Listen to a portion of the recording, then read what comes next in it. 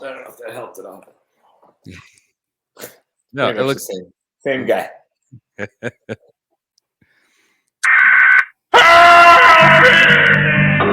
is the emergency broadcast system. This is not a test. Repeat, this is not a test. Citizens are advised to take the following steps. If exposed, remove clothes. The emergency broadcast system.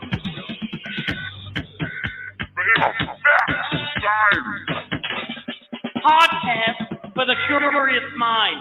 I don't know what that means. broadcasting live from a German-made microphone deep within the multifamily bunker. I am Corey Hussing here with a special guest, Mike. Mike Wallach. How you doing? How you doing today, Mike? I'm so grateful to have you on the show. I'm doing great, man. Thank you for having me on the show. I'm honored and excited to talk to you. Well, first of all, I'm pretty excited about this podcast guest list thing we found on online. I'm glad you were on it because that's how I was able to locate you. But I mean, you are going through quite an interesting rabbit hole as of late. I mean, you've been working. You started off. Let's start with your background a little bit. You have a master's from Columbia University in National Security Studies, right? 2 years as an analyst at the State Department. And so, I mean, obviously your early career. I mean, how old are you right now, Mike?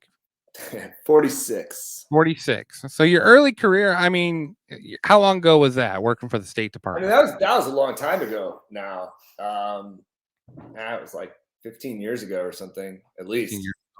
Lots changed. Lots changed. You know, I was already on the way out, even when I was on the way in, I would say. Yeah. You know, in terms of how I was thinking and you know, what I was observing about, you know, how politics works. And but it was sort of a mission that I wanted to complete at that time in my life. You know, like you worked all that way to get to that point. You might as well get the accomplishment. I might as well see it through, you know. Yeah. And see, you know, my feeling was like, what's it gonna like? What's it gonna look like on the inside? You know, and that was really my big question. And how far can you go when you push the system from the inside? And it was a really interesting experience. I was a Middle East analyst. It was my job to write reports about how the Middle East public thought about world events and domestic events. And, you know, what I discovered was that the only reason anybody in the government was reading those reports was so that they could manipulate the public in the Middle East.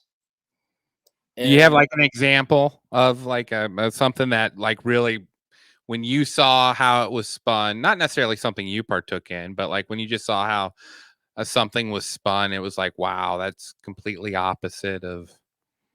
I mean, probably the best example was that, like, after being there a couple of years, it was made clear to me that they were going to double my budget, like my personal budget, to have surveys made to analyze public opinion. They were going to double my budget if I could do the foundational work for an ad campaign to distract the public in the Middle East from the Iraq War. That was basically the main pitch to me. That was the pitch to you. So what was your, like, as you're hearing this being pitched to you, what's going through your mind? I mean, like, that's like, I'm not going to participate in that. Like, all right, I'm out, you know, like I've seen it. I've seen enough, you know, but it was more than that. Like, there was this amazing, that was like really like the last straw for me. Like, I'm just not going to participate in that.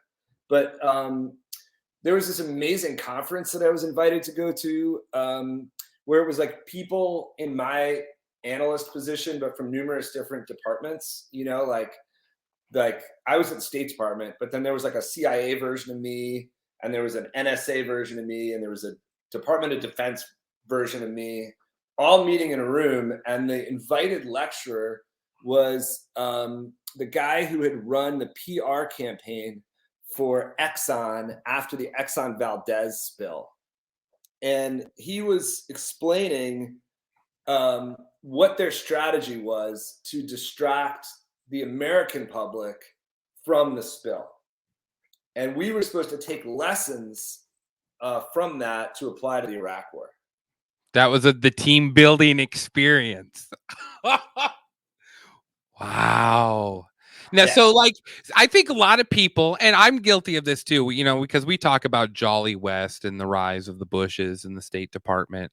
And, you know, you start getting this viewpoint of, this, you know, State Department is all a bunch of these power hungry, and you know, they're all killing and sabotaging and assassinating. But there's, you know, there's marketing divisions within these organizations where they, you know, they just sit there and do power, you know, focus groups over and over again about, hey, how can we well, distract people, like in this instance against the Iraq War. You know, it's sort of, I mean, I'm sure now that you like, did you go in there sort of knowing that was going to be your role, like playing a role in the marketing of distraction from what they were actually doing? Or I mean, I had a suspicion, but Yeah. I was hoping that wouldn't be the case, and I kind of wanted to confirm the suspicion or get a sense of it. I mean, my hope was that by being an analyst who could, you know, who was one of the guys to interpret the Middle East public opinion to policymakers, that I could give them a fair hearing so that policymakers would legitimately understand what they had to say, like what the public had to say, and that they would factor that in, you know, on some level. But that was like eons away from their consciousness. Like it obviously never even, like, you know, that it's just an absurd idea, you know. And I mean, it was like one time I was at the Pentagon, and I asked this, like, I don't remember exactly what his rank was. He's very high up, very, very, very, very high up figure in the Pentagon. And I asked him just point blank, I was like, what is our actual reason for being so close to Israel in our Middle East policy? And I don't remember the exact words, but like the idea that I would even bring that up in any sort of way that, you know, it's like questioning the God to the Pope or something, you know, like the guy's like, it was like a scene from The Exorcist. The guy's head just like twisted around, like, you know, like, and he just kind of like went steely eyed, and he's, because they're our allies.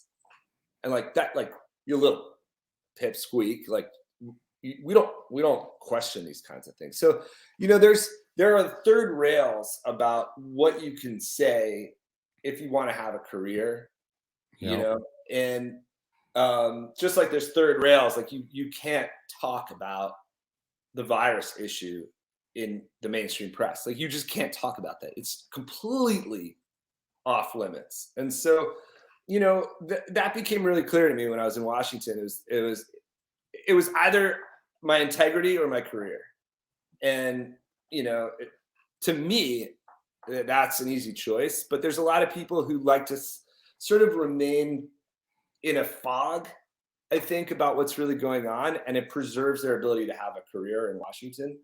And I just didn't want to participate in it. It's I think it's interesting too, because with you being in this market, I assume you were in some form of marketing, right? No, I wasn't. I was no, I mean, you mean when I was at the State Department? Mm-hmm. Yeah. No, I was an analyst, and I would write surveys. I would hire companies to go door to door in the Middle East and ask like 30 questions to somebody.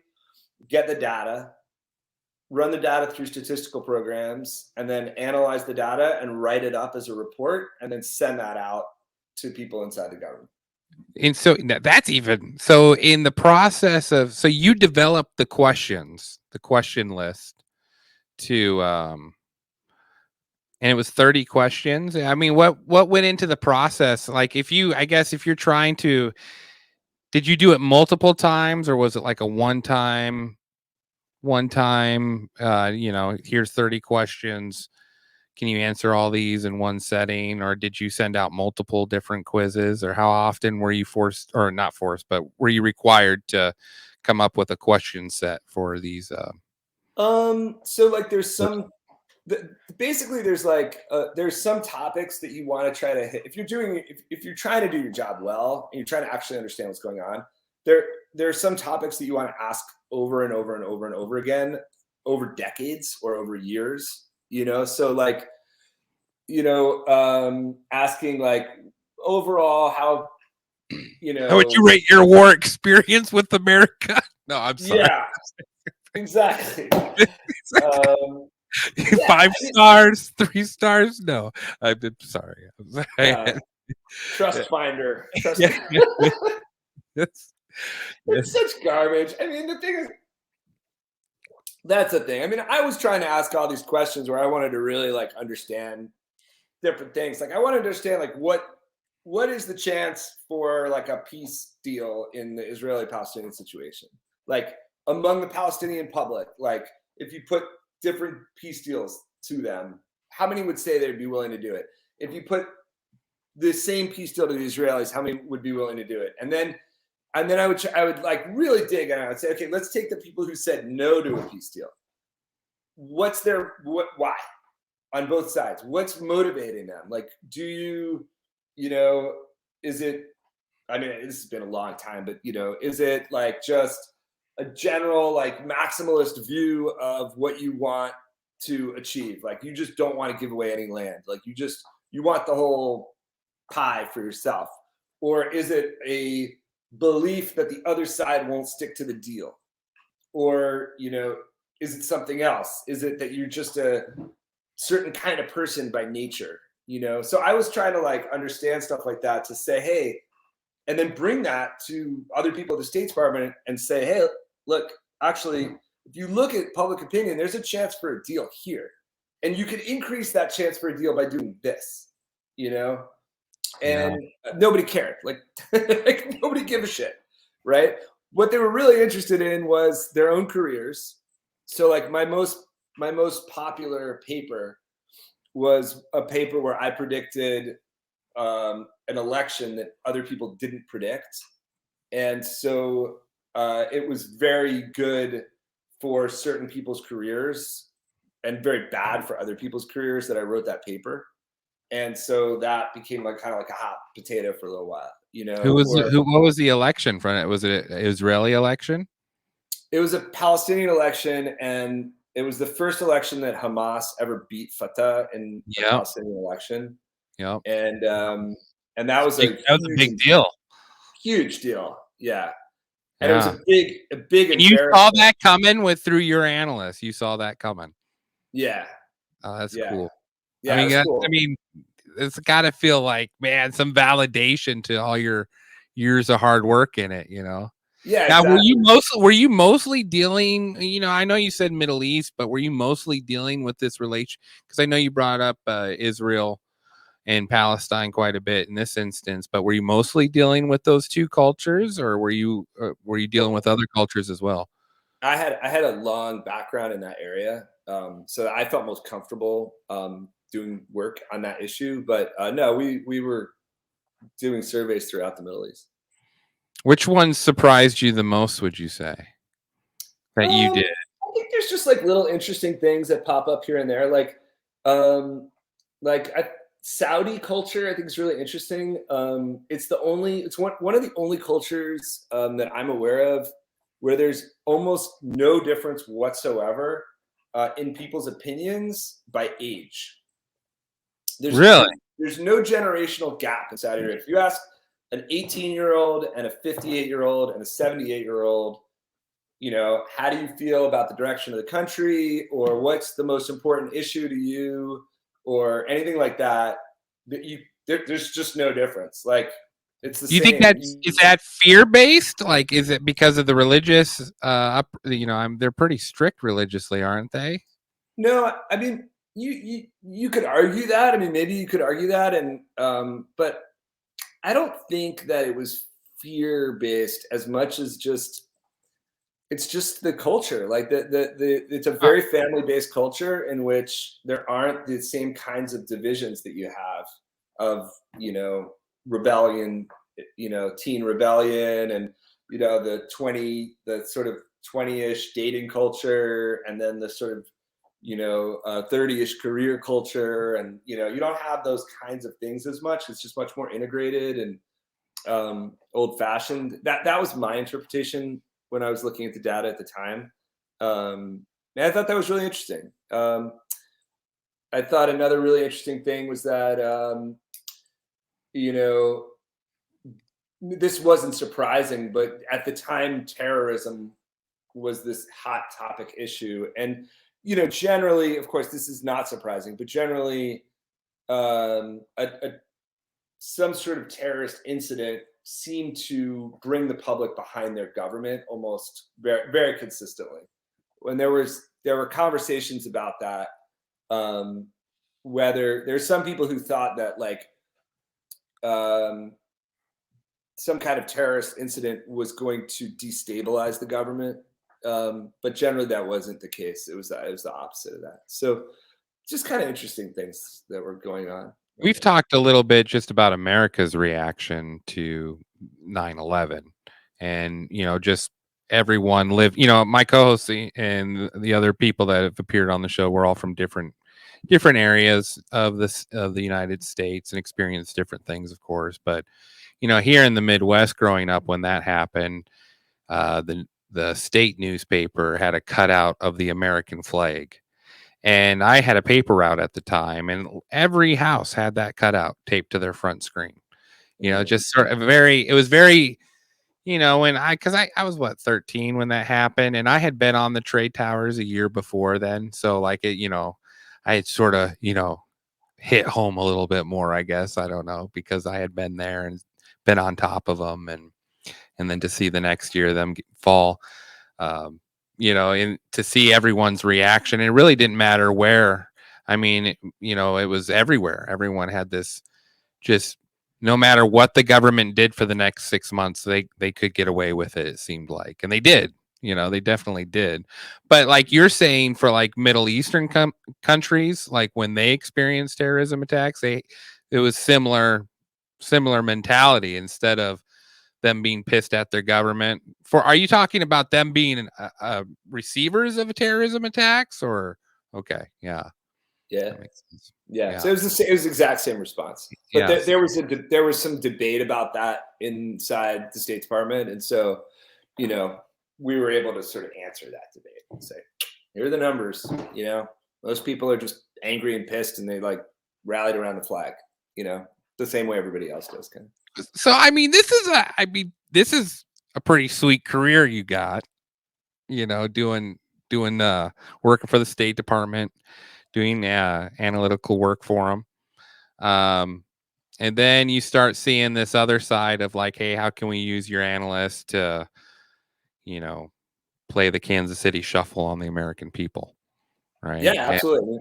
That was they brought in this woman, Charlotte Beers, I think, at the time, and her whole thing was, we're just gonna run these giant commercials. We're gonna run this huge like PR ad campaign, and it's gonna be about how we all share the same values, like whether you're Egyptian or Syrian or American or Iraqi, everybody loves fried chicken and seeing their kids happy, and let's just beat them with that message, and they wanted to know, like, for me, like, basically, I mean, they didn't put this in such specific terms, but basically it was like, is it fried chicken? Should we go with fried chicken? Or should we go with go with French fries? What should we go with here? It was freedom fries back then. Yeah, exactly. Yeah. So it's like it was so obvious, it was so blatant what they were trying to do, and so and you participate in this enough, and it just became clear that not only was I not going to be able to have a career at the State Department, I wasn't really going to be able to have a serious career anywhere in Washington. That was my feeling at the time. If I wanted to actually challenge these ideas and say, can we live up to a higher standard? Can we just can like the American government live up to the standard of how I would treat a stranger or how I would treat a friend? Like, can we just live up to that basic standard of like how do we? No, like obviously not. Yeah. Well, and it's interesting because you got you've been exposed to the propaganda wing, and I think and I was raised in a cult that was very effective at propaganda, and when I came out of it in my early 20s, I notice other people have this experience too. Is once you've seen how propaganda is done, and I mean, there's a very exact science to how you go about it. They tweak it a little bit, but it's still the same principle of repetition. Repetition's huge. And then, getting wings of different factions on board to support whatever topic they're trying to push. And you start seeing that, as you saw with the war effort and what the State Department was doing over there. And for me too, in my experience. And now you see COVID happen, and man, you saw a lot of the same instruments being used to tell you that this was whatever was being directed at the time. And it changed. There's a great podcast called No Agenda that discusses how the media handled it from day one, and you could hear how the message would change based off of what was going on over a period of the first, of course, the first 2 weeks, and then the first 3 weeks, and then the first quarter, and then probably 6 weeks it becomes politicized, used in the political arena, and you just see it. You see nonstop propaganda up to really, I mean, up to this point, it's been beaten to everyone's heads so much, and like you go from this search from the State Department to now you've come out with this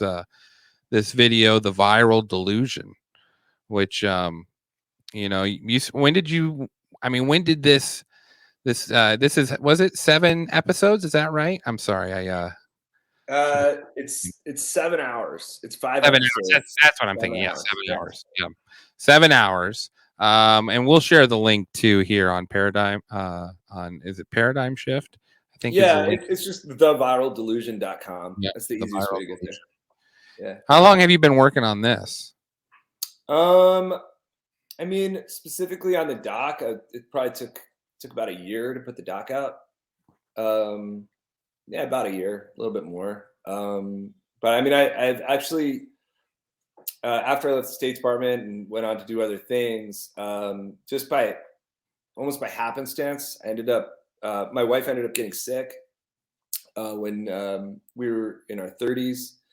And the mainstream medical establishment had absolutely nothing to offer her whatsoever. And we ended up speaking to a doctor who had been the chief pathologist at a hospital in New York City, and he left because he was so fed up with the mainstream medical establishment, and he started his own practice. And after my wife had severe arthritis, and as I said, she was in her early 30s, and she was walking with a cane, and no doctor that we went to had any. They didn't know why. They said it was her genes. They said she was going to have to walk with a cane the rest of her life. They said that she was going to. Their only advice was that they could put her on steroids, a regular steroid treatment, which later we found out significantly increased your chances of dying in your 50s.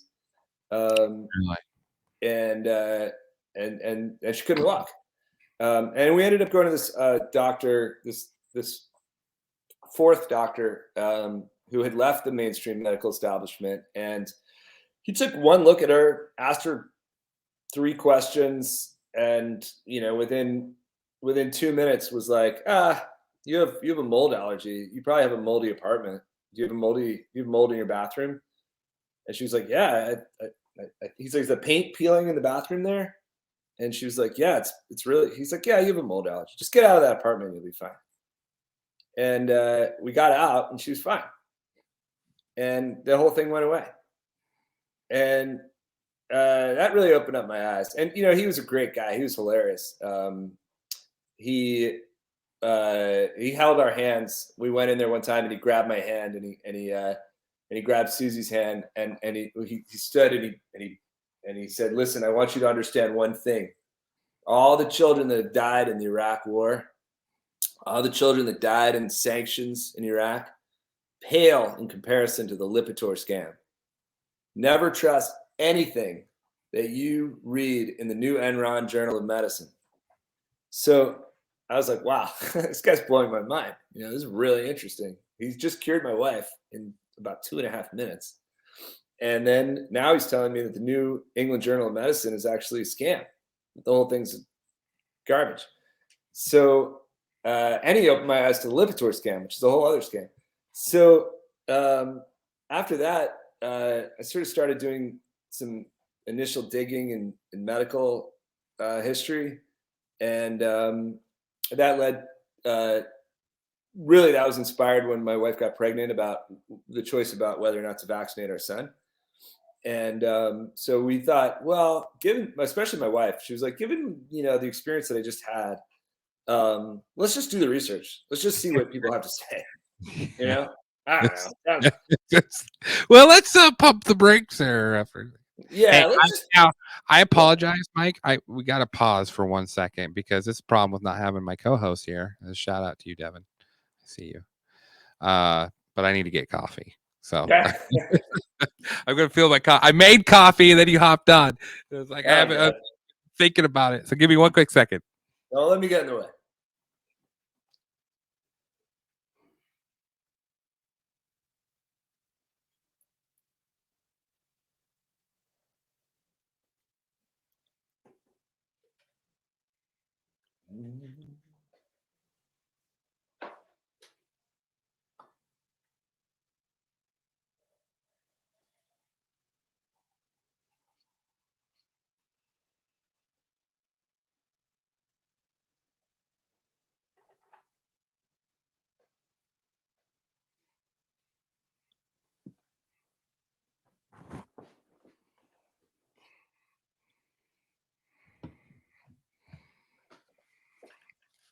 All right, I'm back.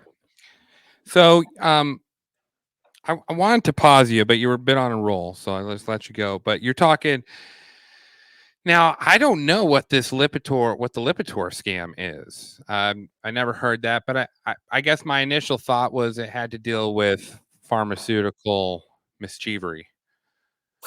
Yeah, I mean, I'm not an expert on the Lipitor scam. It's not something I've gotten really into, but essentially, it's the misdiagnosis of cholesterol as a cause of heart disease. Okay. And right. And that you should take Lipitor to lower your cholesterol numbers. And the scam is essentially that it will functionally lower your. I mean, listen, this is not at all my expertise, okay? But from what I remember, that it will indeed lower your cholesterol numbers, but it will not actually impact the rate of heart disease. Well, and I don't think it's like this huge revelation we've stumbled across is like, oh, they were not being completely honest about certain things. I think how many times has fish oil been good for you and then it's bad for you? How many times has chocolate been good for you and then it's bad for you? And then it's good for you again. There's this constant, seems like almost like trying to push a shipment through or pause shipments on other things to push other type of medical methods, like drug dealers almost. Yeah, they are drug dealers. I mean, if you look at the history of the whole thing, they're drug dealers. I mean, Rockefeller, who really took over the medical system in the early 1900s. I mean, the guy was literally, going around door to door selling petroleum as as a cure for nausea. With lead. God knows what. I mean, it's these people are crooks and criminals from the get-go. Yeah, but so yeah, is it any shocker that every time you scratch the surface on almost any major medical practice, it turns out to be full of shit? Now, this No. was a couple of years ago. You got your eyes introduced. Yeah, that was like 15 years ago. Yeah. 15 years ago. So that's really what starts your path down as far as exploring, people call it, I guess, alternative medical medicine or alternative medicine, but that's just, I feel like does sort of a disservice to what it actually is. Yeah, absolutely. I mean, one of the people that I interviewed in the documentary, his name's Lehman McHenry. He's a totally brilliant guy, fantastic guy. He's a professor of philosophy, I think at UC Davis, and his area in philosophy is medical ethics. So I'm reading this comment here. Wait 1 second. Just want a world where big pharmaceutical can suck it, and we can go back to caring about the people and not push a cash grab. Yeah, I agree, Chris. I agree. But you take a look at like Lehman McHenry, where he was asked to testify as an expert witness in a number of pharmaceutical trials. And, for him, it was this interesting thing because as an expert witness, he was brought in and he could look at all the emails inside the pharmaceutical company that were made by the court to be not visible to anybody outside that, right? So only he and a few other people were able to look at these emails. I mean, what he found is just, extraordinary. I mean, so all of these drugs that are pumped out by the pharmaceutical industry are, it's always the same sort of story that you get is, well, this is science-based medicine.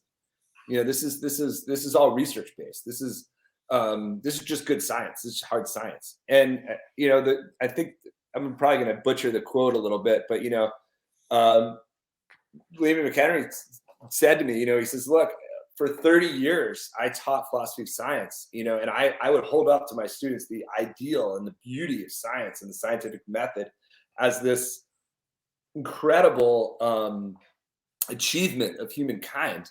And he said, I never realized until I was an expert witness in these trials, the degree to which science in the country today has science, quote unquote, in the country today has nothing to do with that. It's the complete corruption of that. It's an ideology. It's turned into an ideology. It's turned into a religion of its own, where you just obey your, scientific priests. So just to give you an example of the kind of shenanigans that these pharmaceutical companies were pulling, in one of the trials that he was looking at the data. So usually you see like a report in like the Lancet or New England Journal of Medicine or something, a scientific paper, and it's signed published. by a bunch of, it's published. It's signed by a bunch of doctors, right? And so what he discovered was that those doctors don't actually do the research. They don't actually do the study, and they don't actually analyze the data, and they don't actually write the paper. That is all done by independent contractors of the pharmaceutical companies. Okay. They are presented with a paper at the end to sign their name off on. Okay.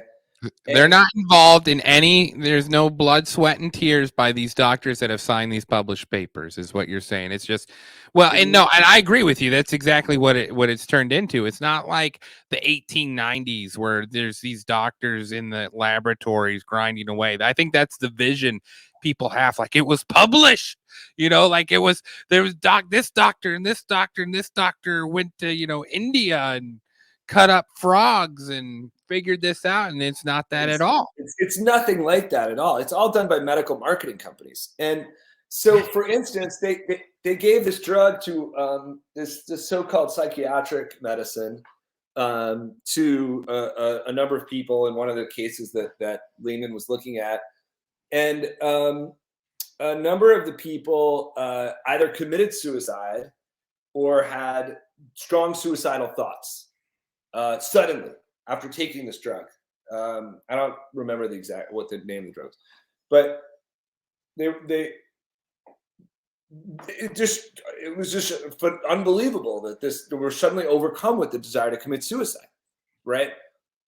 And then, but in the effects or impacts of the drug in the data table, okay, that was presented to the doctors to sign off, that those suicides and suicidal impulses were lumped into a category called emotional anxiety.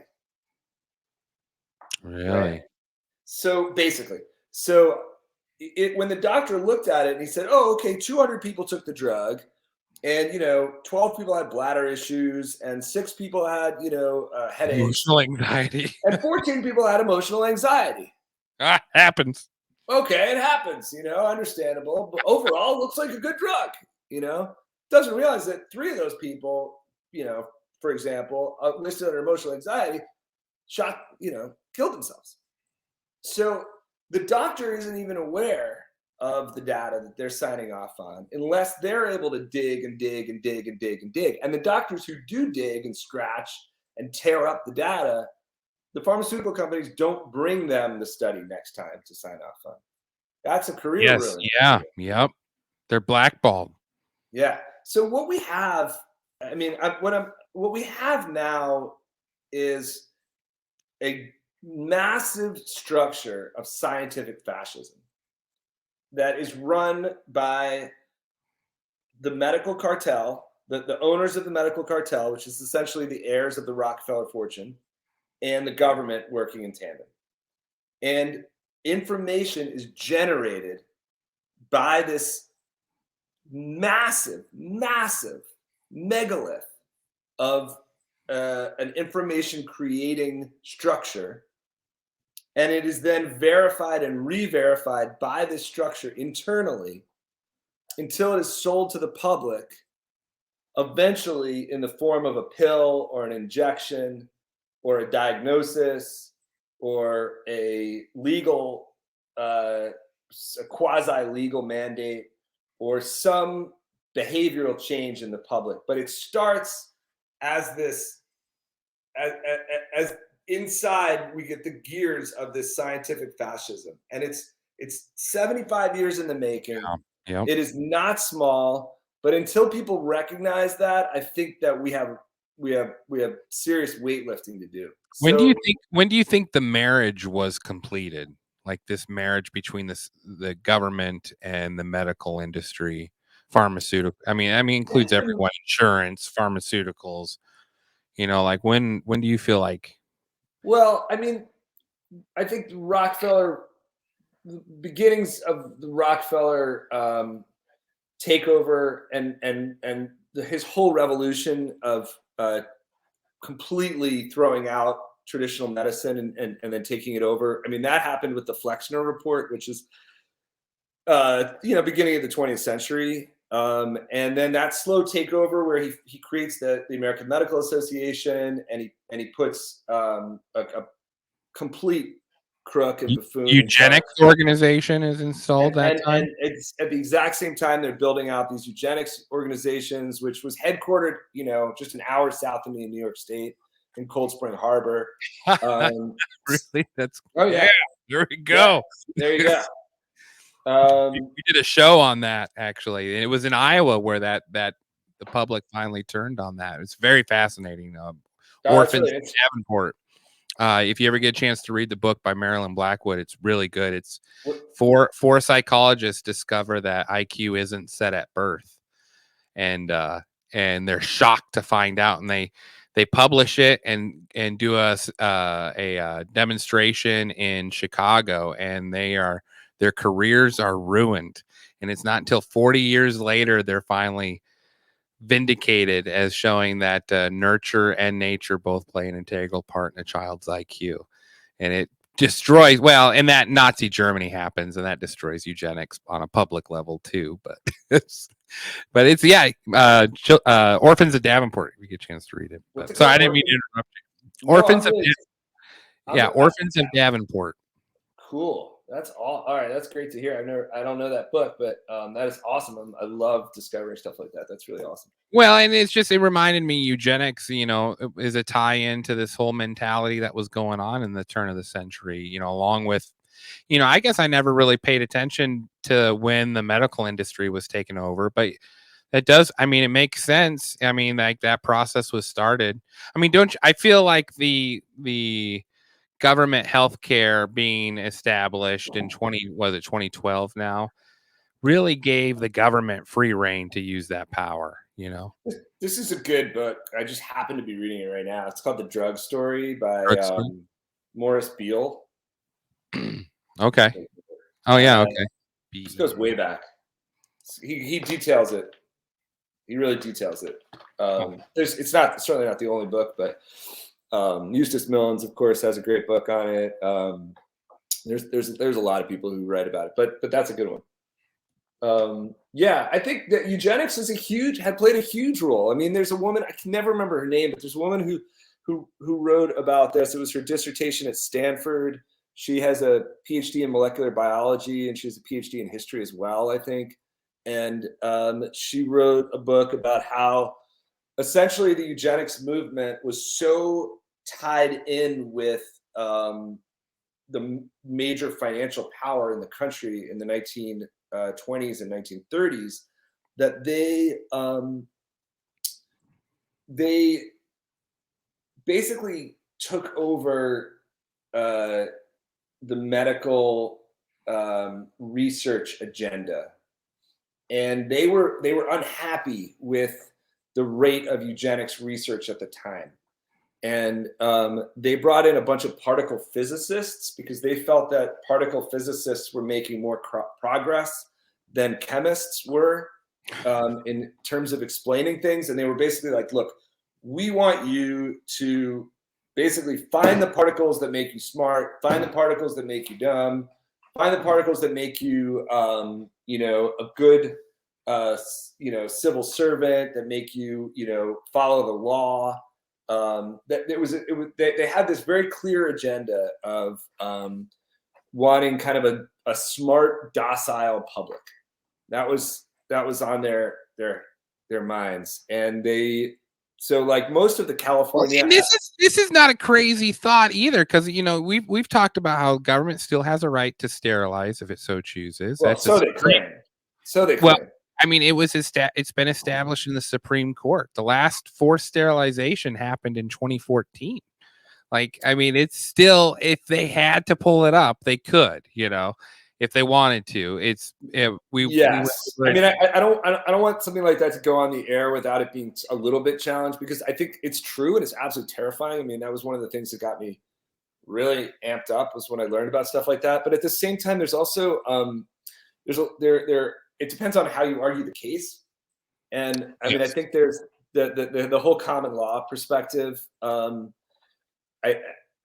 hope and believe there are a lot of victories that have been achieved by arguing from a different perspective, in terms of that the government has no right to do that. So, but you're right. There is a trail of victories there. I guess sort of what I'm saying is, like, when there is a possibility for a entity to abuse power, like, it's usually taken.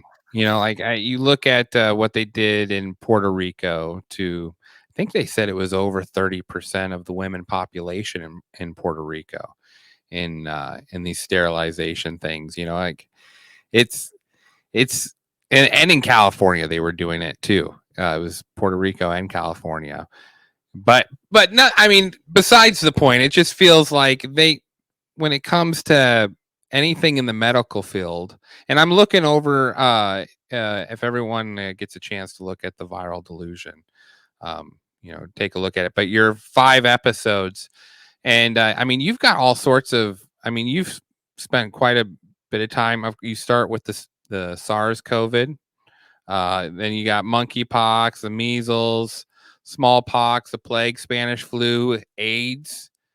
AIDS is, I mean, that had to have been an interesting wormhole for you to go down to and research on that.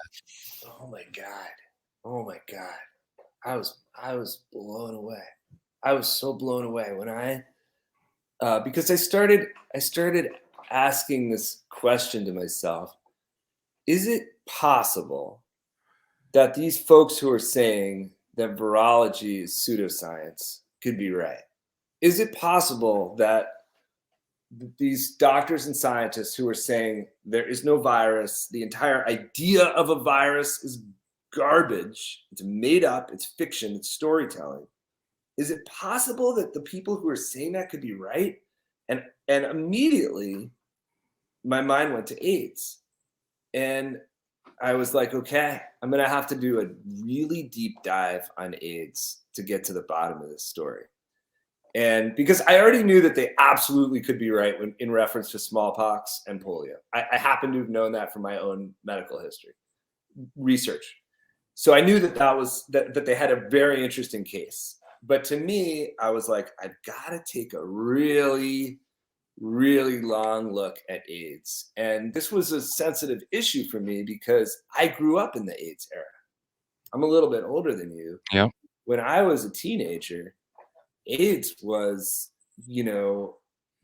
like the thing. It was the weight on the country. It was, around every corner. Did you say it was a similar reaction to COVID? Well, I mean, I think that in a way, COVID is AIDS squared.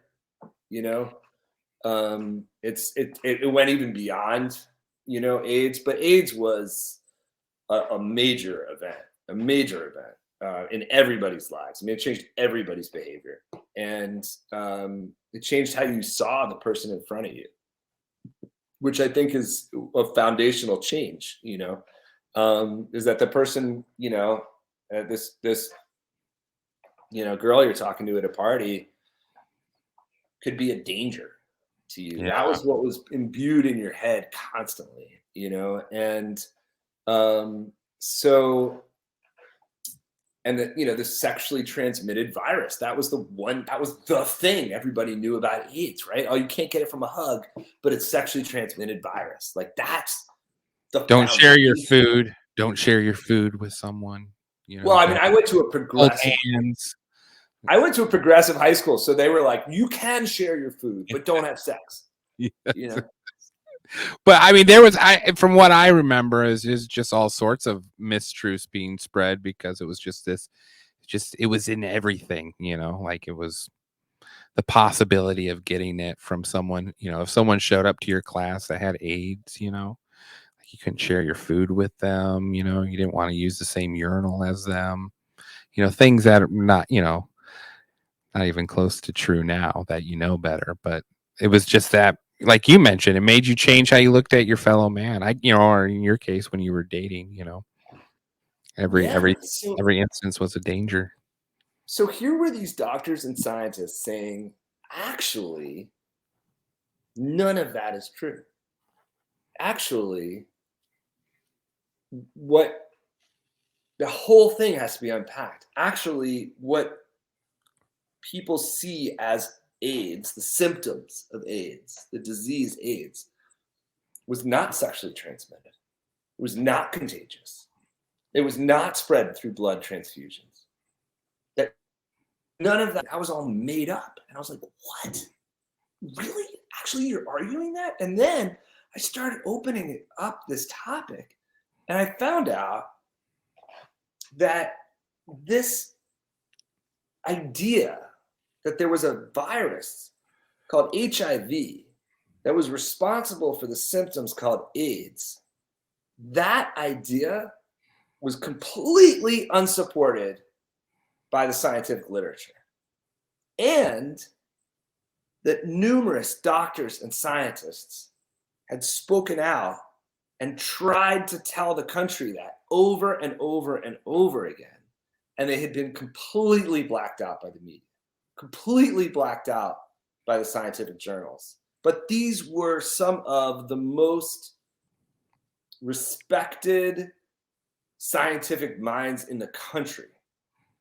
And every time one of them stood up to say, wait a second, what the government is telling you and what the pharmaceutical companies are telling you and what even is being written in these journals, this is not supported by actual science. It is a fictional narrative that is being sold to the public.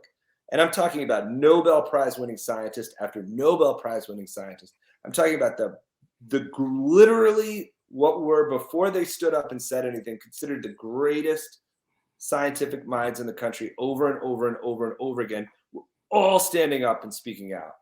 And there was, you had no idea if you were the general. I had no idea as a 19-year-old that was going on, that there was even a debate going on. Well, and media was so much more centralized back then in the 80s. You know, you didn't have Facebook, Twitter, other ways for people to reach out and tell their side of what they were seeing. You know, it was, you saw it on what, ABC and, you know, NBC, CBS, you know. Yeah. I mean, just to give an example, to give an example from my documentary, right? So I interviewed, I was lucky enough to interview one of the great AIDS journalists of all time. Her name's Celia Farber. I mean, she was really one of the great journalists. And so this is a story that she tells.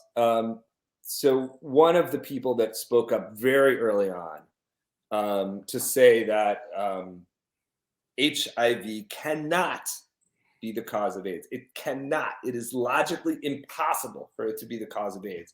Was this virologist at UC Berkeley, who was considered the leading scientific mind in the field of virology, which, by the way, is a garbage field. But nevertheless, this guy had received national science grant after national science grant, which was the most prestigious grant that you can receive in the country for decades. I mean, this guy, Peter Duesberg, was considered the man. And he wrote a paper very early on, I think it was in 1985, saying, here are 19 reasons why the idea that there's an HIV virus that causes AIDS is logically absurd. It simply cannot be, right? So he wrote that paper. And when he tried to speak out and pushed and pushed and pushed, he was immediately attacked by the government. So all his grants were revoked, okay? And when he tried to get on TV, when he tried to speak to journalists, right? This is a basic story for a reporter. Oh, nation's greatest virologist says government's claim about HIV is wrong, right? When he finally was given airtime on a morning show, like I don't know, it was some like, you know, Good Morning America or something like that. Or Good Morning America or something, right? So he finally was able to get airtime, and they flew him to New York City to present his case. And he was in his hotel room, and an hour before he was going to go down to the studio and explain the logic behind what he was going to say, he got a call from the studio saying, "We're so sorry, Mr. Duesberg, your interview's been canceled. Something's come up, and we've had to cancel your interview." And he was like, oh, okay. So he's shocked. He sits back in his hotel room and he turns on the TV. What is going to happen? What's the news, right? Well, the news was that Fauci himself had called the station and had said, you cannot run Peter Duesberg on the air.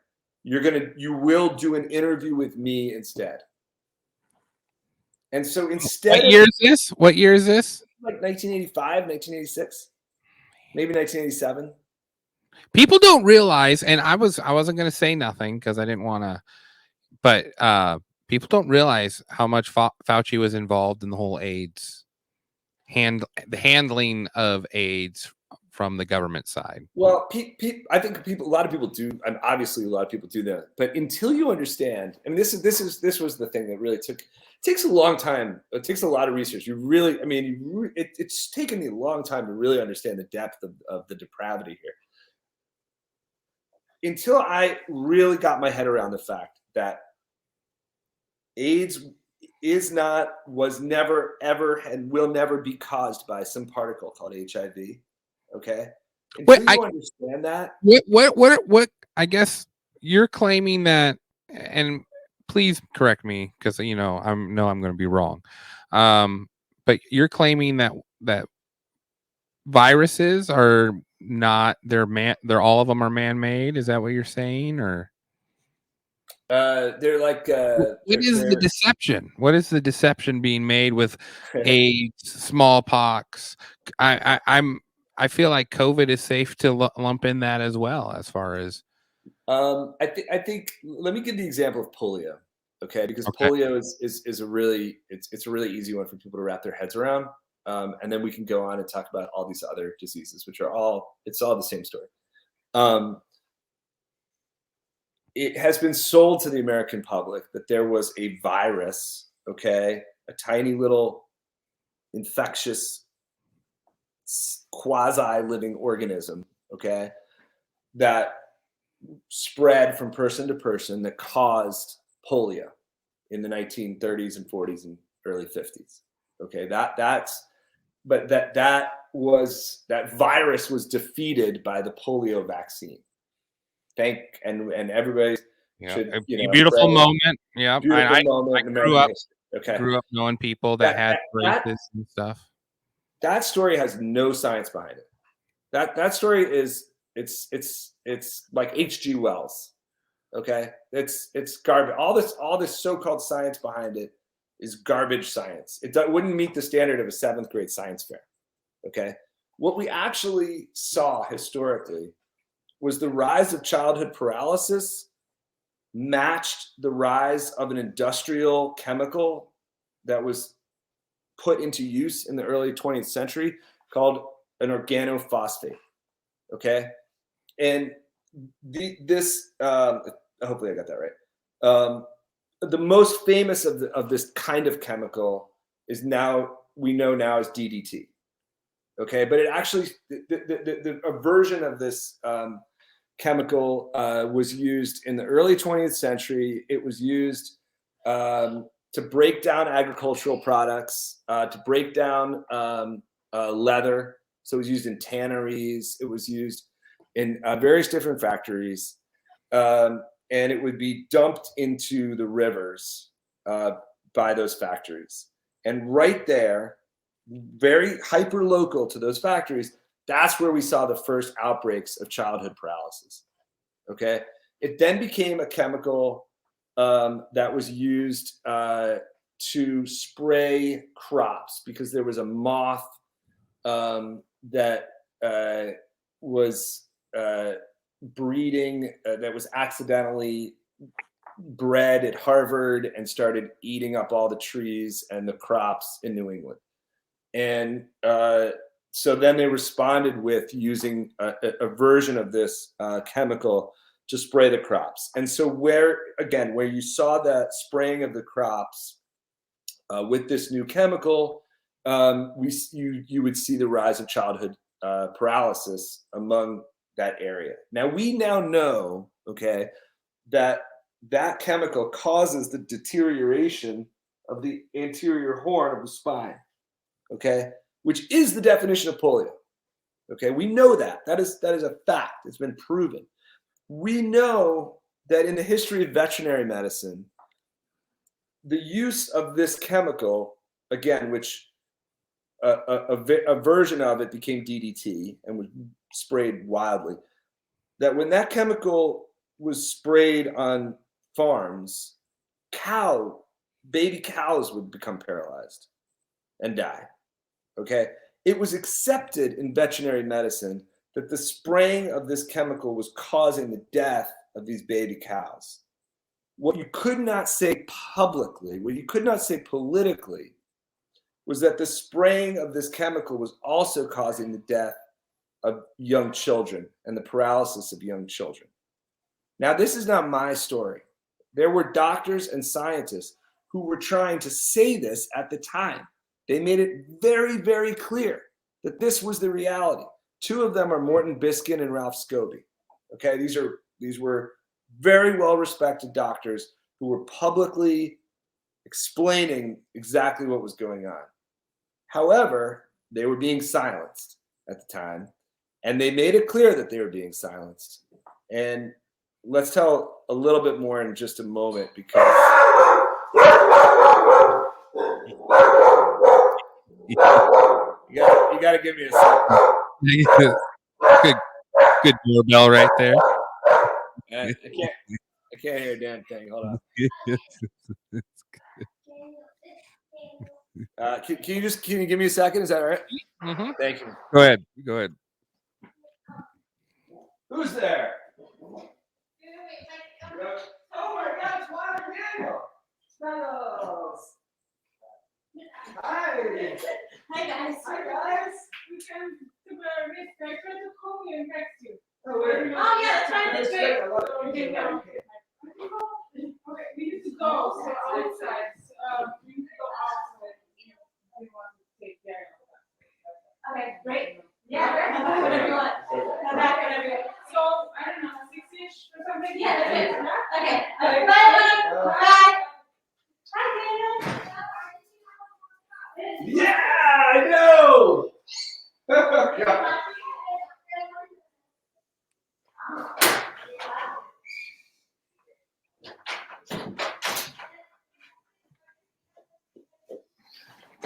Oh, sorry about that. Well, you're fine. Do I need to let you go? No. My son's friend came over to hang out, and my dog went nuts, and I had to answer the door, and I had to call my dog. No, so I'm very fascinated by this. Is not the direction at all I expected, but I'm excited we're going this way because it's Cool. because I'm from the Midwest. Yeah, like I've said, I got one pride thing here, but I've always been curious because like my dad was a minister, and he would go to nursing homes and give little sermons, to the patients there, and he'd take us along as we were kids. And I just noticed how like the amount of the high amount of Alzheimer's that was in those nursing homes. And I always wondered, with the amount of pesticides along with the genetic modification of the crops out here, how much that affected local life, and if that was maybe a side effect of it, and I've never been able to prove that, it'd be interesting to see it. But what you're saying about polio is fascinating because, it goes all the way back to, the Industrial Revolution, being exposed to these chemicals, which is well documented that they were exploring all sorts of, I'm an electrician. I go into places where there's, just horrible type of insulation being used in the attics and asbestos and stuff like that. And it would make sense that, especially if you're running the, pharmaceutical field, you can first of all make a profit off of coming up a cure for it. And second, it is able to allow you to keep producing without any type of consequence. Yeah, absolutely. Imagine if you're DuPont, or Dow Chemical, and you've been, spraying the country on in extraordinary, at extraordinary levels. They were planes flying, they were spraying children, before they went in the swimming pool, and they were, they would put it in the wallpaper. DDT in the wallpaper so that, because it kills flies, right? It kills flies, but it's not going to have an impact on your kid, So, if you were a soldier and you went, to some foreign place, they'd say, oh, you don't want to catch polio from the mosquitoes. We'll spray you with DDT instead, right? So all of these people participated in this. If it were to get out that actually this was paralyzing people's babies, that this was paralyzing young servicemen, the price to pay for those in power would have been absolutely tremendous. So is it any surprise that a different story was told the American public. I mean, you get a guy cheating on his wife running for governor or something. He's going to tell you a different story about it because he doesn't want to pay that tiny price of not being able to be governor, right? We're talking about the most powerful people in the country who would have been conceived as murderers, as child killers by the country, by the public. Is it a shock that they had another story to sell?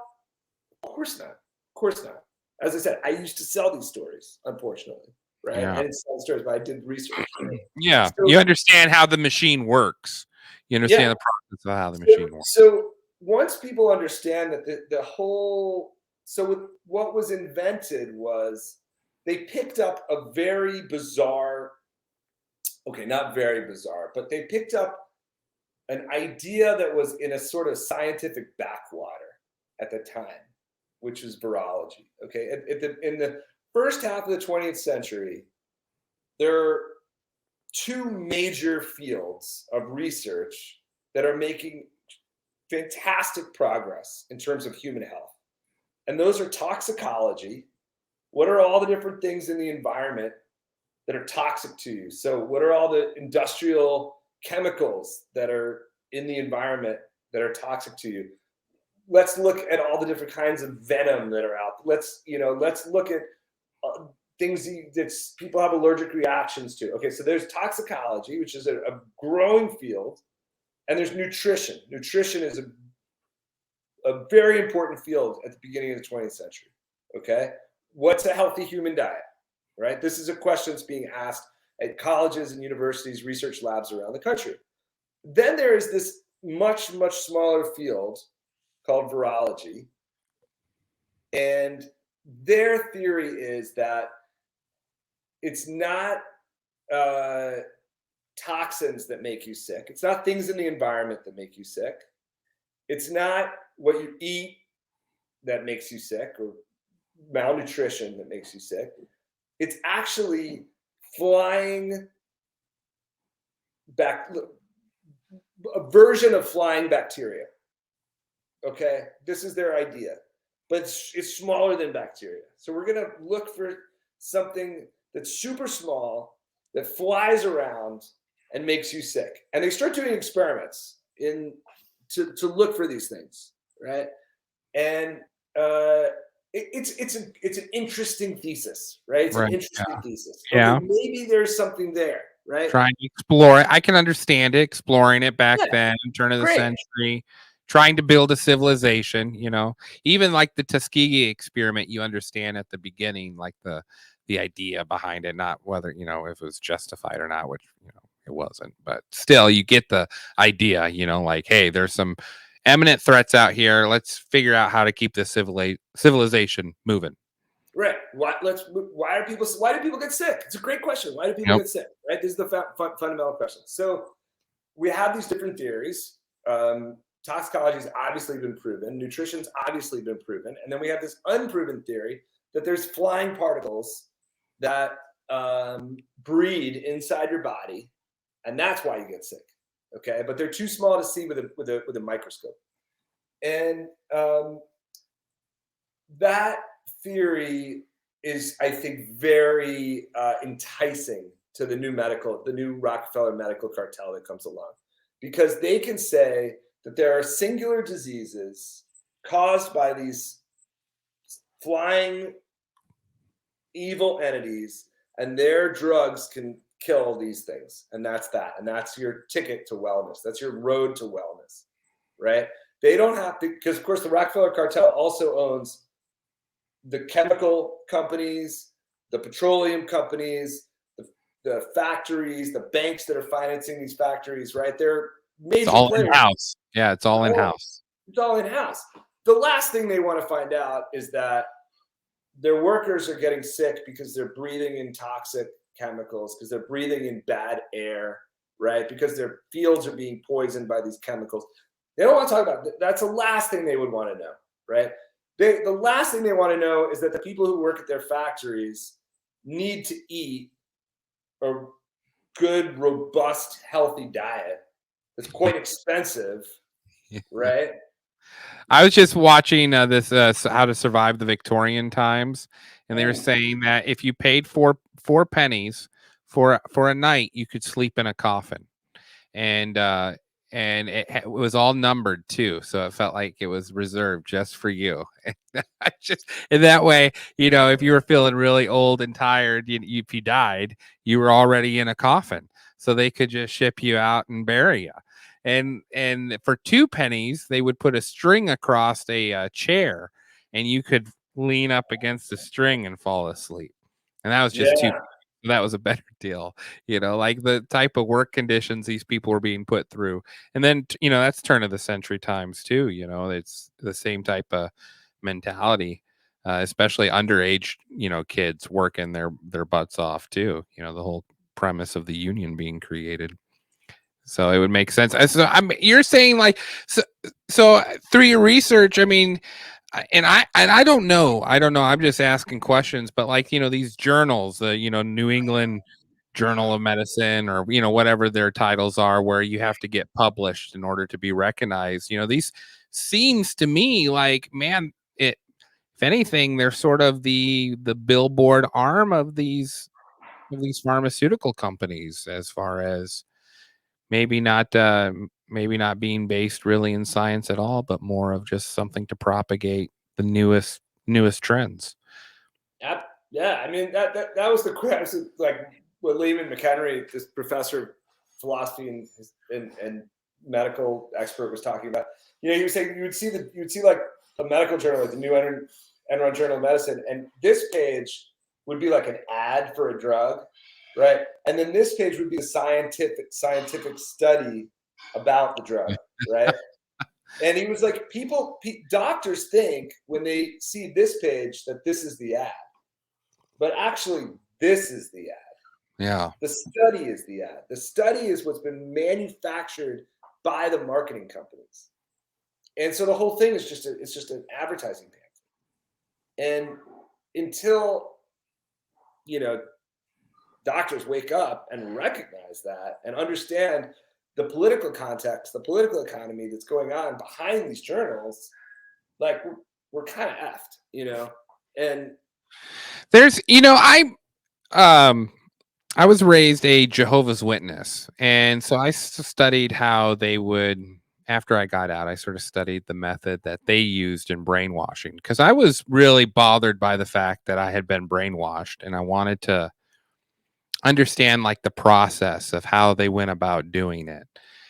Because what's unique about JWs, I think, compared to other religions, is that they use a lot of historical facts to build their fiction. So in the process of you going out, and they encouraged it, they provided you with so many different types of research materials, and you're always being, you had to give a talk every, for me it was at once a month I had to give a public talk in front of the congregation, and then those grew to in front of larger crowds and so forth. And they always provided you with research materials, so you had to put it together and all that stuff. And in the process of doing that, you're just constantly reinforcing yourself through this information loop that what you're learning is right. And you feel that way because you're putting in the effort to learn it, and so it sort of gives you this false affirmation that, well, this is how it is. And I feel like when you look at the medical community, I see signs of that, like all of these people, they go through the same type of institutions to learn about medicine. And then the material provided them to expound upon medicine is also provided for them by approved material. And there's really no main outside source to push back or actual rules. I'm sure there's skeptics, but nothing really when it comes to pharmaceutical, trials and stuff that are, I mean, look at, and I don't know your feelings about this, but I look at just COVID and how much of the vaccine was pushed, and with no repercussion whatsoever, 100% effective, 90% effective, 87% effective, but at the same time, you were getting told the same thing by the public medical community. It just seems like there's these correlations here between, being brainwashed in the medical facility as far as when it comes to Western medicine. You really wonder what's afoot. You really do wonder what is afoot. That's right. I mean, the game is afoot, and trying to figure out what the hell they're up to is quite a Well, do you mystery. even really want to know? I mean, you do want to know. You do want to know, You but do. You want to know. but you don't. You don't want to. Yeah, but I mean, the degree that the whole game is a shell game is just it's just unbelievable when you really drill down into it. I mean, to How many? effectiveness. I mean, you're talking about effectiveness. I mean, how many layers do you want to go down? So first of all, you take a look at these quote unquote vaccine trials, right? And you have more people dying in the vaccine group than in the placebo group, right? More people dying in the vaccine group than the placebo group, but the thing is still called effective, because what they do is they just say, oh well, the thing is actually the people Effective means this. Effective means over 80% didn't die. Well, what they suddenly claim that the people who died in the vaccine group died for other causes, but then the deaths in the placebo, these were the proper causes. So it's just garbage science. It's as I said, it wouldn't pass a 7th grade science fair. But you keep going back, right? And then you say, okay, what about a case? What is a COVID case, right? What is that? How do you determine what a case of COVID is? Oh, well, it's if somebody has the flu. Well, no, actually, it's the same symptoms, but how do we okay, we're going to use this test, the PCR test, right? And we're going to say it's that. And then all these people spoke out and said, well, the PCR test is 95% of the time it's wrong, right? That's what, you had a huge movement of people saying, but actually, 100% of the time it's wrong, because they never actually found a virus.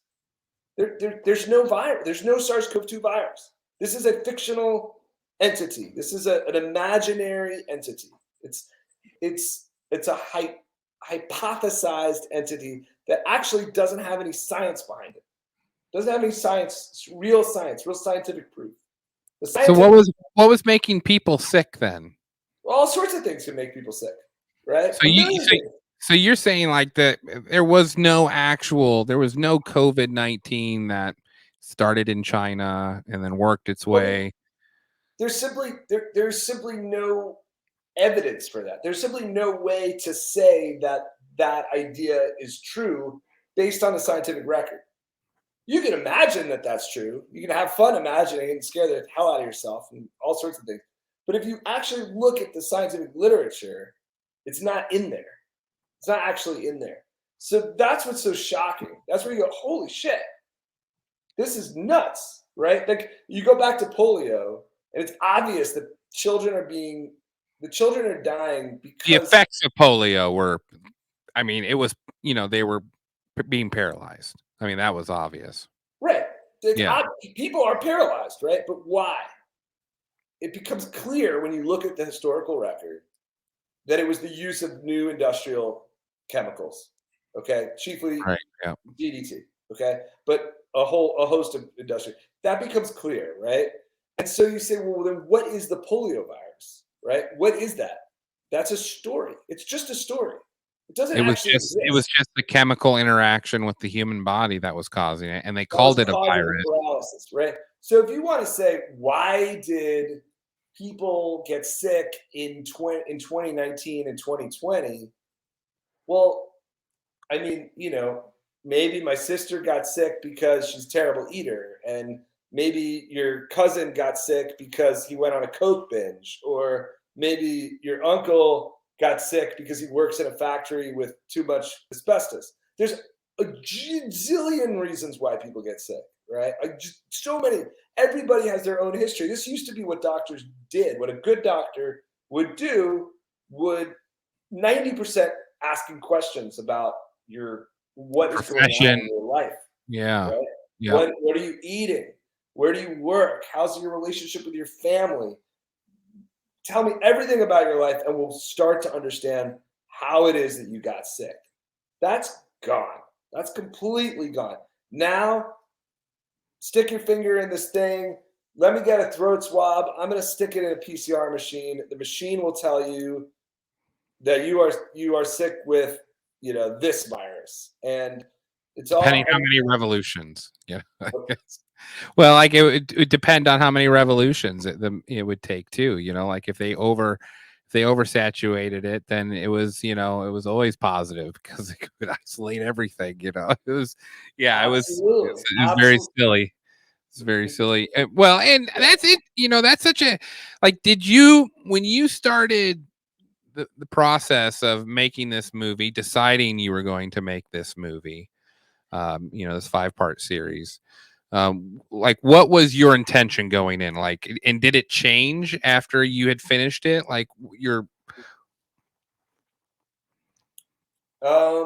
So like everybody else at the beginning of COVID, I was like, what the hell's going on here?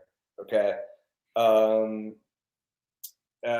And then because of the experience that my wife had had, and because of everything I had learned when I did the research on the history of vaccines, when my wife was pregnant, by the time COVID started, I had a very suspicious eye towards anything the medical establishment was trying to sell.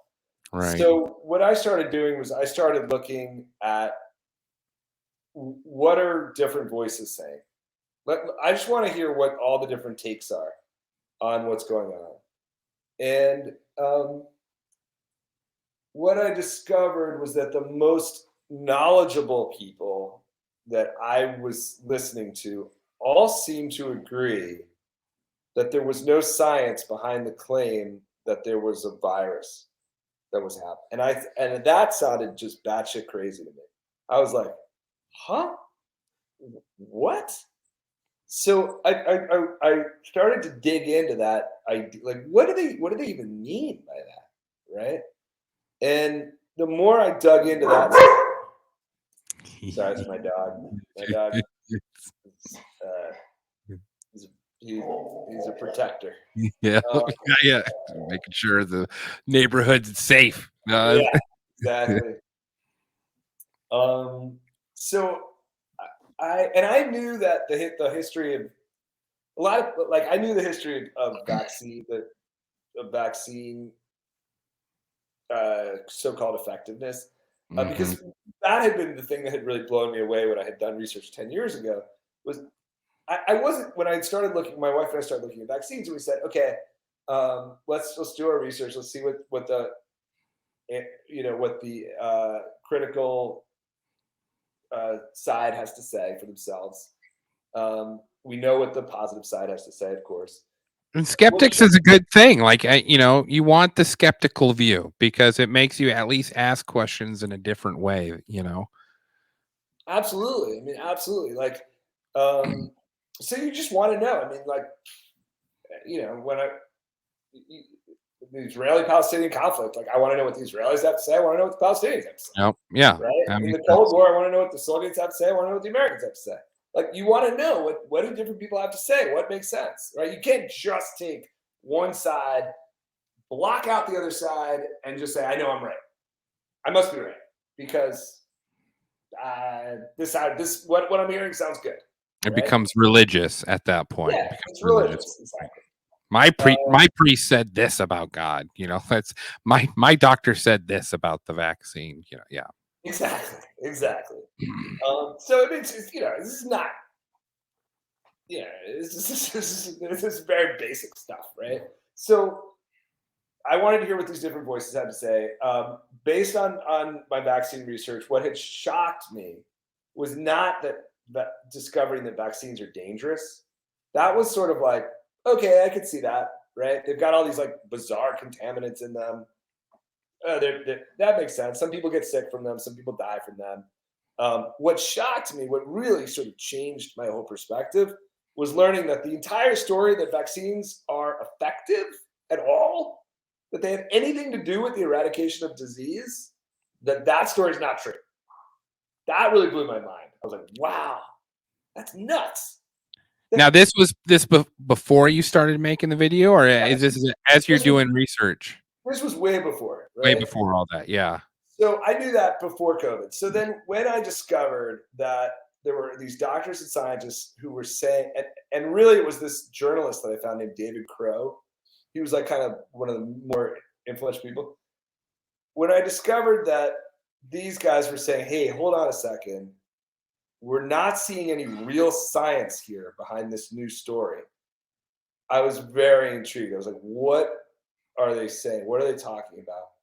And they, especially David Crow, is a journalist who had done like 30 years of reporting on the medical industry, who had come of age during the AIDS crisis, who had been radicalized as a reporter during that time because he had seen the mainstream media refuse to report on dozens of doctors and scientists at the highest level who were trying to get the story out and who were being completely silenced. And so he became a reporter and started to report the story. And here he was at the beginning of the COVID crisis saying, hey, we're about to see AIDS 2.0 on a global scale, where they create a baloney story and sell the entire world on fear and terror. And here he is watching this story unfold very carefully, saying every single aspect of this case is a sham, from the very beginning, and including the idea that there is such a thing as a SARS-CoV-2 virus. I was like, wow, that's a great story. I'm interested. Is it true? And so then I did about 6 to 8 months of research, along with a friend of mine named Dr. Leslie, and I started going disease by disease by disease. But what about SARS? Is there a virus for SARS? No. What about polio? I already knew polio. What about smallpox? I already knew smallpox. Okay, let's put AIDS front center. And then I read a book by Nancy Turner Banks, who was a Harvard-trained gynecologist, who was a very successful gynecologist in the 80s, and the whole AIDS story broke, and she said, I better read up on the literature here because I'm a gynecologist. I'm going to have people coming into my office, and I have to be able to advise them on what to do. And she said it blew her mind. There was no serious science behind the idea that HIV causes AIDS. And she's looking through the literature going, what is going on? So I read her books and her story. And then I read, I think you got to see Robert Mendelssohn's lecture. Dr. Robert Mendelssohn's lecture, where he's speaking out so passionately saying, please, to the media, please stop telling the country this lie. He's like, I don't know how I can convince you. Here's what I'm going to do. I'm going to take somebody who's said to have AIDS, and I'm going to bring them up on the podium, and I'm going to pull blood from them, and I'm going to inject myself with their blood. Because I don't know how else to communicate to you the idea that there is a contagious HIV particle is a lie. It's garbage. There's no science behind it. And you watch it live. You go to old press conferences of Robert Mendelssohn, and he brings a man up on stage. Everybody agrees the man has AIDS. He injects the guy, he pulls the guy's blood, and he injects himself. And he did this numerous times because he was desperately trying to save the country from a horrific lie. Blowing my mind, Mike. I find this I've never heard this. You gotta, So, you have to forgive my ignorance, but I'm glad that you came on our show to, talk about it and expose our audience to it. Because anyone that puts together a collection of different, stories and, puts in the effort you have, obviously has something they want to tell. And that's what I'm excited, that's why I'm excited you're on this show. But this is just, to think, it's, I don't know what to say. I'm just taking it all in, honestly, because to think that, you could create this mass hysteria over, I guess I always sort of figured that there had to have been, some science, there was some sort of virus like AIDS or, COVID. It just, was man-made or, or created by, but, this is like a, psyop to the, degree, really is what what you're saying, the research you've done. And how many doctors have you had on your, on your I had series? so many doctors and scientists. I mean, it's a 7.5-hour documentary series, and I had to leave so many people on the cutting room floor that I I mean, had. you got biochemists on here, virologists, medical doctors. Yeah, just Absolutely, medical doctors, biochemists, everybody. I mean, there was a fantastic chemist named Saeed Qureshi who spent 30 years at the Canadian version of the FDA. I mean, I talked to him for a long amount of time about the whole thing. And he was so mad because at the end of the day, I couldn't get him into the film because it's just, there were too many people that I had to get in. part two, Mike. Yeah, exactly. After I released the documentary series, I had like biochemists write into me like, "Thank you so much." Like, I've known this was a scam from the beginning, but when I tried to speak out, I got fired, and nobody's been saying anything. Doctors writing in saying the same thing. Like, it's. I mean, what one lab, biochemist wrote in like anybody who actually reads their textbook would understand that this is a scam. But of course, it's all, that's not how the industry works. The industry doesn't work on this. So, well, like you said, it's a form of fascism. They have masters they are serving, and they have to produce to their master, and there is no free thought really allowed. It has to be within the construct of whatever premise they've created. yeah. So just so people understand, because you have to be able to, by creating this scientific fascism, they protected themselves by putting scientists in a castle, okay, and allowing them to publish papers that don't follow the scientific method, but are peer reviewed, right? And then accepted by these journals and published. There is this huge moat between the public and what is pronounced and declared by these scientific castles. And it's a very effective moat to guard this pharmaceutical cartel.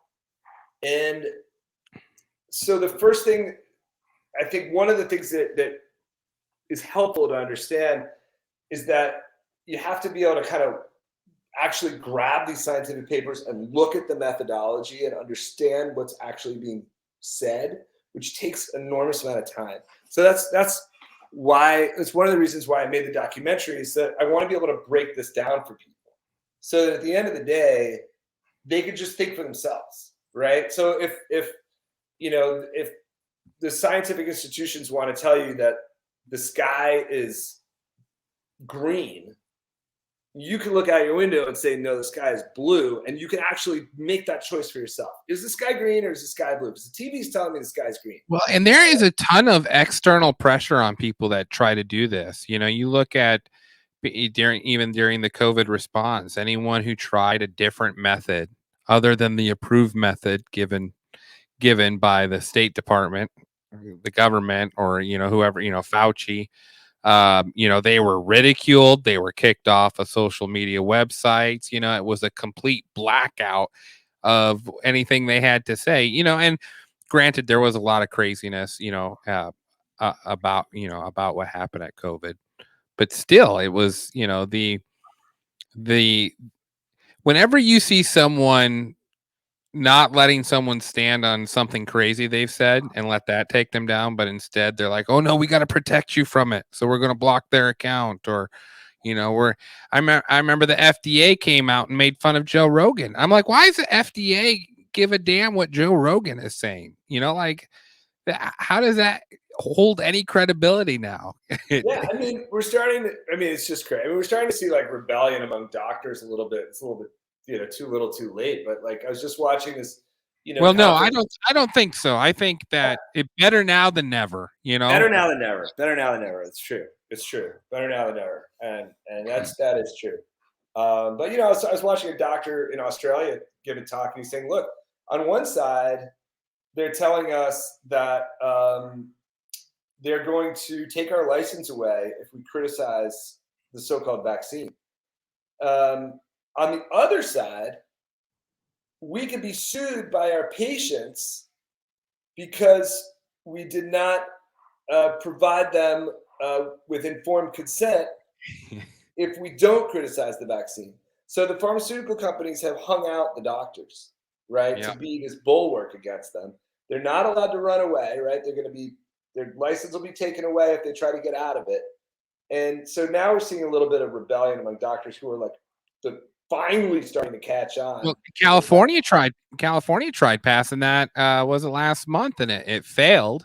But still, like the doctor, you can't talk about any side effects without being sued for malpractice. Like that's what the law was going to allow. It's crazy, thank God it didn't pass. But yeah, those other areas. So I guess I kept you for an hour and a half here, Mike. I apologize. Usually, that's great. I mean, maybe we could talk again sometime. Yes, I would love that.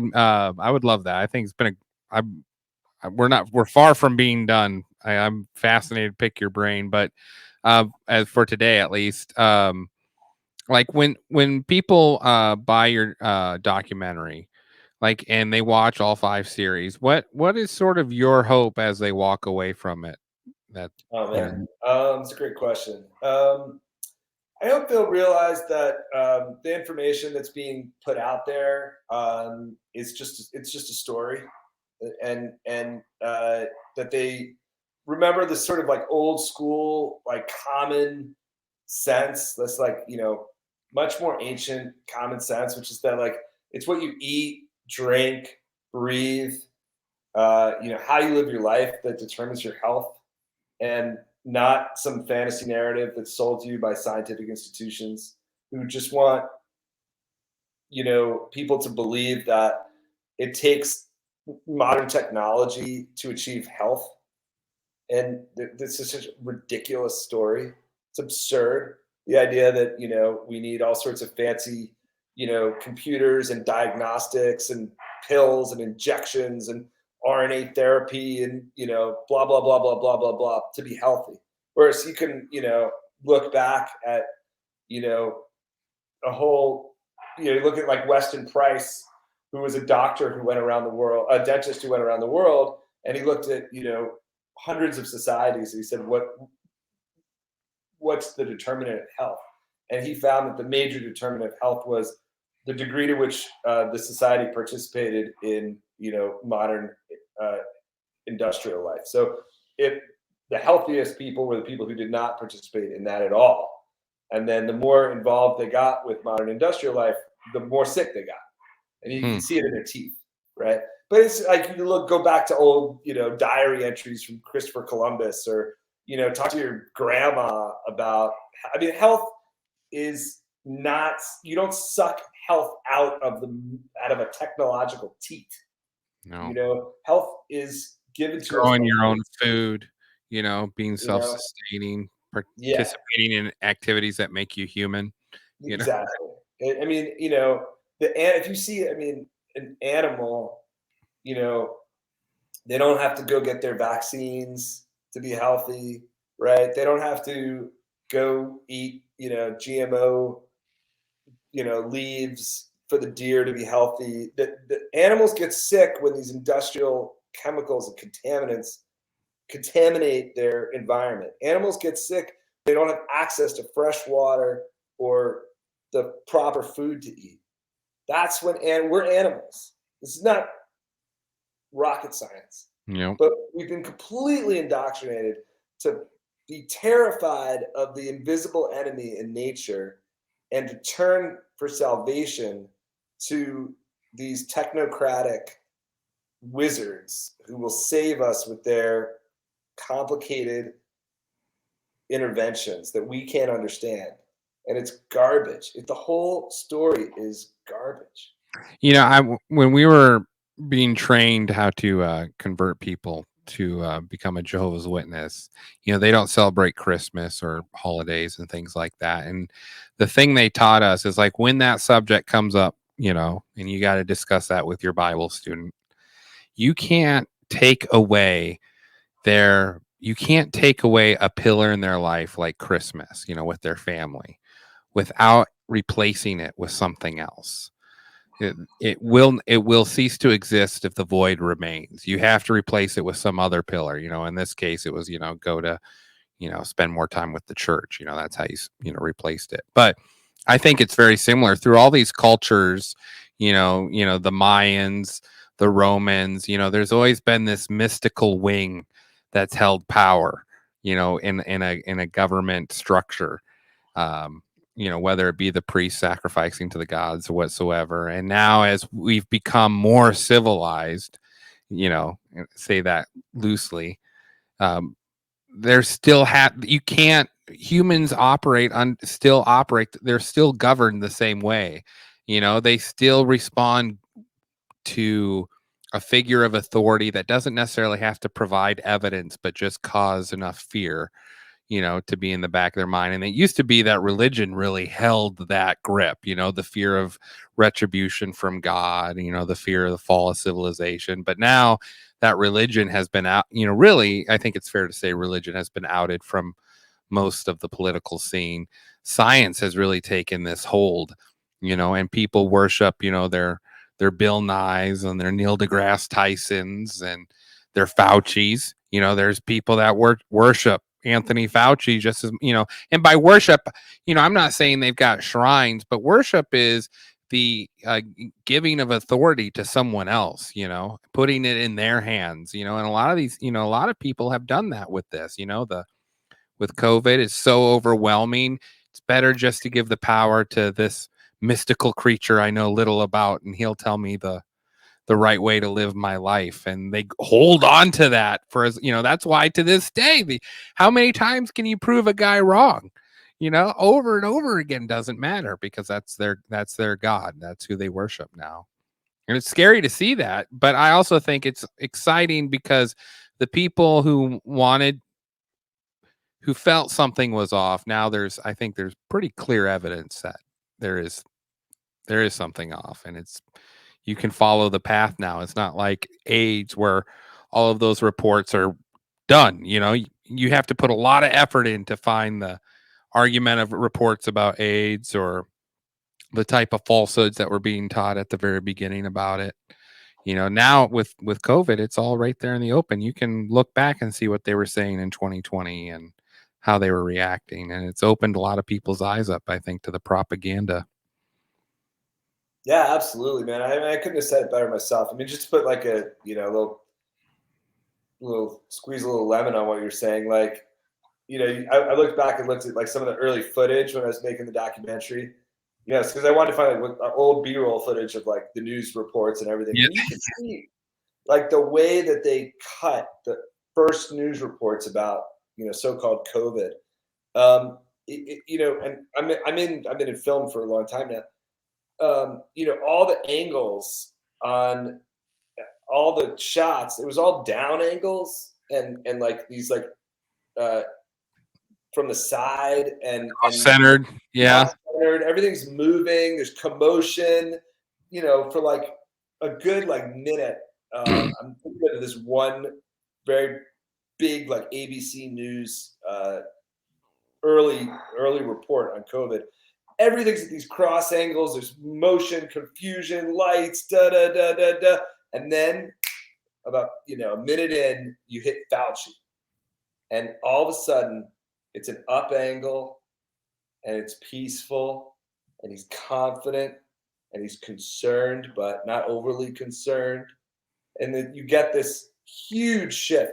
So this worship is, it's part of it has been generated by, decades and decades and decades of what I would call scientific fascism, and decades and decades and decades of media narratives. But then it's always regenerated by the culture at the time. So it was regenerated by ABC News that day in how they cut everything. And as you said at the beginning, I think the way these cults work is repetition, repetition, repetition. So, if you're constantly being besieged and barraged by this kind of contrasting imagery, and you're brought into the story, will Fauci defeat SARS-CoV-2, right? Like on one side, you have this grandfatherly figure, Fauci. You don't hear the story that actually when the head of HHS, when a top researcher at HHS found out that there was absolutely no data to support the idea that children were under any risk whatsoever, Fauci called the guy and said he was going to rip his balls off, right? You don't hear that story. No, you don't. No. Right? No, you see this grandfatherly man on TV. Stern, caring father figure. Yep. And then on the other side, you see, the CGI coronavirus flying through, looking like some, 14th century demonic painting, right? I actually have developed it. They developed that look. Like, now, whenever you see the little, those little spikes on it, exactly, they created their own brand, Yeah. You need a good antagonist. You're going to sell Batman comics. Yep. You need the Joker, So they had the Joker now. They had this fantastic enemy, and they had a whole scientific infrastructure, pseudo-scientific infrastructure that could generate this story and then confirm this story to the doctors, who could then sell the story to the public. So, it's this fantastic narrative, but as you say, at the end of the day, it's a religious narrative. It's not actually a scientific narrative. It's marketing that is selling you on the idea that you have to turn to these people for salvation. And, it's garbage. You don't. So maybe we'll talk next time and keep going. Mike, I appreciate you so much coming on the show. For anyone interested in watching his documentary, theviraldelusion.com, correct? Correct. Viraldelusion.com, five-part series, 7 hours. I'm just on your website right now. You list all of your interviews with doctors and biochemists and virologists, and it's just, I appreciate all the work you put into this. This is I'm so glad I stumbled across you. Thank you for coming on our show too. I really appreciate thanks for having me, man. I think it's like people like yourself who are like, picking up the phone and saying, like, let's ask interesting questions, and like let's have conversations that other people don't want to have. Like, man, you guys are the salvation and the actual salvation of the world. So I think it's important. We're a podcast for the curious mind. Like, there's so many people that have put so much work, and it used to be we do the research ourselves, and we would do a story on it in the early days, and I just realized, like, I'm not doing justice to some of these subjects where people have spent you spent the last 15 years of your life focusing on this matter, developing it to into this documentary. So like I said, we're grateful to have you. We'd love to have you on again for sure. And I'm sure the other guys would like to meet you. So, but you have a good rest of your Sunday, Mike. Thanks again for coming on the show. Too. All right. Cheers.